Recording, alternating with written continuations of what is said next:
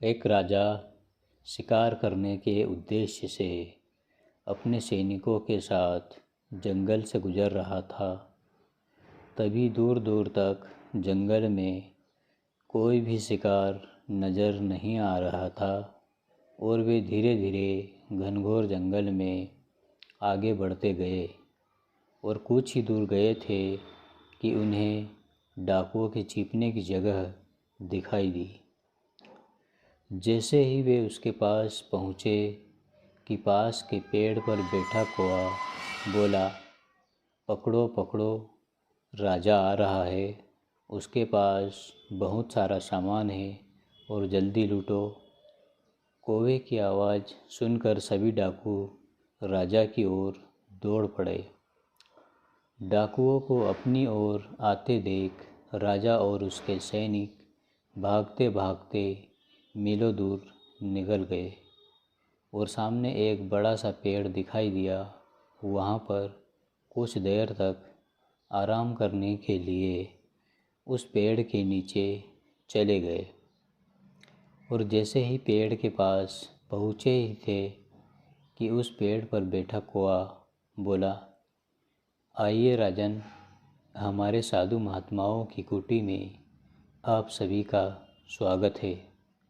अंदर आइए, जल ग्रहण कीजिए और विश्राम कर लीजिए।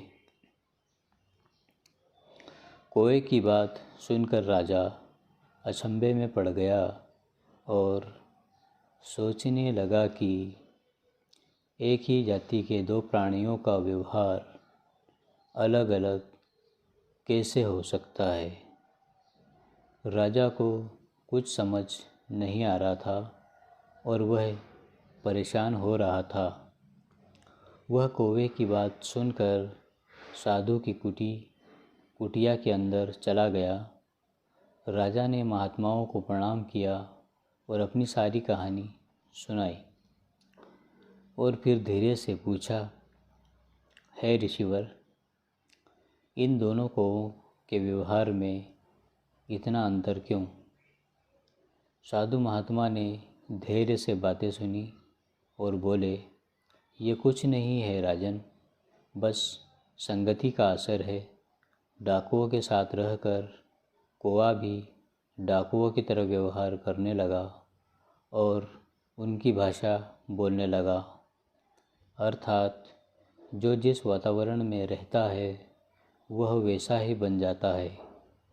कहने का तात्पर्य यह है कि मूर्ख विद्वानों के साथ रहकर विद्वान बन जाता है और अगर विद्वान मूर्खों के साथ रहने लगे तो उसके अंदर भी मूर्खता के गुण आ जाते हैं।